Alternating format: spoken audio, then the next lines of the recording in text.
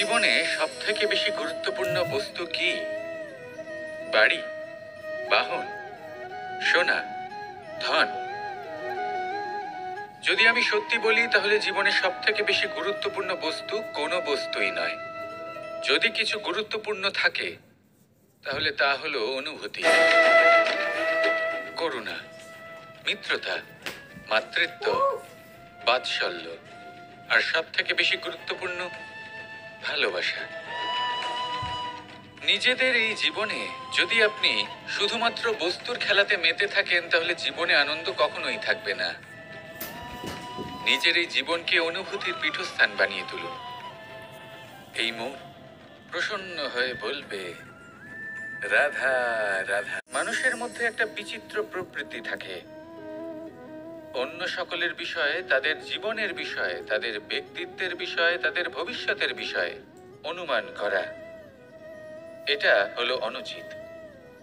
কারোর অতীতকালকে দেখে লোকে ভবিষ্যৎ বলে দিতে পারেন, বর্তমানকে দেখে ভবিষ্যতের বিষয়ে অনুমান করে ফেলেন। উদাহরণ দিতে হলে বলবো, কোনো দাসকে দেখুন, ওকে দেখে লোকে বলে যে ওর ভবিষ্যৎ সেটাই হতে পারে, অনুমান করে ফেলেন। আর এই রাজাকে দেখুন, উনি তো কত সুখী হবেন, উনি তো জগতের সব থেকে অধিক সুখী মানুষ, কত সুখ সুবিধা আছে ওনার কাছে, ধারণা করে ফেলেন। তবে সত্য তো এটাই যে কারোর ব্যক্তিত্বের বিষয়ে, তাদের ভবিষ্যতের বিষয়ে আপনি পূর্ণ সত্য কখনোই বলতে পারবেন না, শুধু অনুমান করতে পারবেন।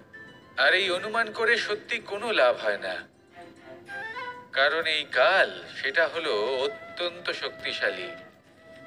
কালো থেকে কালোতর কয়লাকেও হীরেতে পরিণত করতে পারে, অনেক বড় বড় রাজাকেও বিদূষক বানিয়ে ফেলতে পারে এক মুহূর্তেই। তাহলে আপনি অনুমান করে কি লাভ? কি পেলেন অনুমান করে? সেই জন্য কারোর বিষয়ে কোনো অনুমান করবেন না, তার ভবিষ্যতের বিষয়ে অনুমান করতে যাবেন না, কারোর বিষয়ে কোনো ধারণা করে নেবেন না। কিছু করতে হলে ভালোবাসুন, সবার মধ্যে ভালোবাসা ছড়ান, সবার মধ্যে ধন্যাত্মক ভাব ছড়ান। এই মন প্রসন্ন হয়ে বলবে, রাধা রাধা। সংসারে নাকি সকল রোগের ওষুধ আছে। যদি আপনি নিজের শরীরকে ভালোবাসেন তাহলে ব্যায়াম করুন, যদি নিজের নিঃশ্বাস প্রশ্বাসকে ভালোবাসেন তাহলে প্রাণায়াম করুন, যদি আপনি নিজের আত্মাকে ভালোবাসেন তাহলে ধ্যান করুন। কিন্তু যদি আপনি নিজের জীবনকে, পরমাত্মাকে ভালোবাসেন তাহলে সকলকে ভালোবাসতে থাকুন। এই ভালোবাসা অত্যন্ত গুরুত্বপূর্ণ এবং আবশ্যক। ভালোবাসার থেকে ভালো না কোনো ওষুধ আছে, না আছে কোনো আসন। এর থেকে ভালো না কোনো ব্যায়াম আছে, আর না কোনো প্রাণায়াম। এই ভালোবাসা বড় বড় সমস্যারও সমাধান করতে পারে, ভালোবাসা বড় বড় বিপদকে আপনার থেকে দূর করতে পারে। এই ভালোবাসাই আপনাকে জীবনে বাঁচতে শেখায়, কারণ ভালোবাসাই হলো জীবনের আসল সত্য। তাহলে আসুন আর আমার সাথে ভালোবেসে বলুন, রাধা রাধা। জীবনে সাফল্য লাভ করতে হলে মানুষকে উচিত পথে চলতে হবে, কিন্তু তার থেকেও বেশি গুরুত্বপূর্ণ হলো এটা বোঝা যে সেই পথে চলতে চলতে কখন আমাদের দাঁড়াতে হবে আর কখন আমাদের চলতে হবে। এই শিক্ষা অত্যন্ত গুরুত্বপূর্ণ। এবার দেখুন, ছোট্ট একটা কথা রয়েছে, ওকে আটকিও না, যেতে দাও। এই বাক্যের অর্থ কি? অর্থ যে কাউকে আটকিও না, যে এগোতে চাইছে তাকে এগোতে দাও, তার পথে বাধা সৃষ্টি করো না। এবার এই ছোট কথাতে এক অনুচিত স্থানে আমি দাঁড়িয়ে পড়ি। আটকাও, যেতে দিও না। এবার এর অর্থ কি হলো? যে এই ব্যক্তিকে আটকাও, তাকে জীবনে এগোতে দিও না, এর পথে বাধা সৃষ্টি করো। এবার এই ছোট কথাতে অনুচিত স্থানে যদি আমি আটকে যাই, তবে ভাবো কত পার্থক্য হলো। এই শিক্ষা কতটা গুরুত্বপূর্ণ সেটা শিখুন, আর এই শিক্ষা আমাদের জীবনে কতটা গুরুত্বপূর্ণ হতে পারে সেইটা বুঝুন। বুঝে যান, শিখে যান জীবনে কখন সামনে এগোতে হবে আর কখন থামতে হবে। মন প্রসন্ন হয়ে বলবে, রাধা রাধা। ইচ্ছে বড়ই বিচিত্র জিনিস। এই ইচ্ছে যদি তা পূর্ণ না হয় তাহলে তা ক্রোধকে জন্ম দেয়, যদি তা পূর্ণ হয় তাহলে লোভকে জন্ম দেয়। যদি সময়ের মধ্যে পূর্ণ না হয় তাহলে শোককে জন্ম দেয়। আর যদি সময়ের পূর্বেই পূর্ণ হয়ে যায় তাহলে অহংকারকে জন্ম দেয়। সকলের ইচ্ছে থাকে, আপনারও অবশ্যই থাকবে, তা অবশ্যই পূরণ করবেন। কিন্তু একটা কথা মনে রাখবেন, আপনার এই জীবন এটা কোনোভাবেই আপনার ইচ্ছে পূরণ করার মাধ্যম নয়। এ হলো ধৈর্য সাধনের এক মাধ্যম, নিয়ন্ত্রণ করার এক মাধ্যম। নিয়ন্ত্রণ নিজের কামনার ওপর, নিজের ইচ্ছের ওপর, নিজের আবেগের ওপর। কারণ ইচ্ছে এটা হলো সেই অশ্বের মতো যা একবার লাগাম ছাড়া হয়ে গেলে আপনার হাত থেকে যদি এই লাগাম বেরিয়ে যায় তাহলে তা আপনাকে সোজা বিনাশের পথে নিয়ে যেতে পারে। কিন্তু যদি আপনি একে নিয়ন্ত্রণ করতে পারেন তাহলে এটা আপনাকে সাফল্যের শিখরে অবশ্যই পৌঁছে দিতে পারে। তাহলে ইচ্ছেগুলিকে নিয়ন্ত্রণ করুন আর আমার সাথে ভালোবেসে বলুন, রাধা রাধা। কোনো এক বস্ত্রে যদি ছোট্ট একটা ছিদ্র উৎপন্ন হয় আর যদি আমরা তার দিকে নজর না দিই তাহলে সময়ের সাথে সমগ্র বস্ত্র ছিঁড়ে যায় আর কোনো কাজে আসে না। যদি কোনো একটা নৌকাতে ছোট্ট একটা ছিদ্র উৎপন্ন হয় তাহলে সময়ের সাথে পুরো নৌকাই জলে ডুবে যায়। লক্ষ্যের দিকে অগ্রসর হওয়ার সময় একটা ছোট্ট ভুল আপনি যদি করে ফেলেন তাহলে আপনাকে তা লক্ষ্যের থেকে দূরে করে দিতে পারে। এমনটা এই সম্পর্কের সাথেও হয়ে থাকে। কোনো একটা ছোট্ট কথা, একটা ছোট্ট মনোমালিন্য যদি সম্পর্কে আসে এবং সেটা না মেটানো হয় তাহলে সেই সমগ্র সম্পর্কটা অনেক বড় বড় সম্পর্ক ভেঙে যেতে পারে। যদি আপনার সম্পর্কে ছোট্ট একটা ছিদ্র উৎপন্ন হয় তাহলে প্রেমের সূচ আর স্নেহের সুতো দ্বারা সেলাই করে ফেলুন, যাতে আপনার এই সম্পর্ক অটুট থাকে এবং প্রেম দ্বারা পরিপূর্ণ থাকে। আসুন আমার সাথে ভালোবেসে বলুন, রাধা রাধা। জীবনে সাফল্য এবং অসফলতা আপনার বল, আপনার শক্তির উপরে নির্ভরশীল নয়, আপনার মানসিকতার উপর নির্ভরশীল। যদি কোনো ব্যক্তি দৃঢ় নিশ্চয় করে নেয় তাহলে সে কখনো হারে না। যদি কেউ হার মেনে নেয় তাহলে সে কখনোই জিততে পারে না। শেষ পর্যন্ত কি হয়, এই ভাবনাই সত্য হয়ে সামনে চলে আসে আর এই ভাবনাই পরবর্তীকালে ইতিহাস রচনা করে। সেই জন্য আপনি যদি চান আপনার নাম ইতিহাসে থাকুক তাহলে দৃঢ় হতে শিখুন। ইতিবাচক ভাবনার সাথে, পরিশ্রমের সাথে এগিয়ে চলতে থাকুন। প্রতিস্পর্ধা গ্রহণ করুন আর শুধুই এগিয়ে যেতে থাকুন।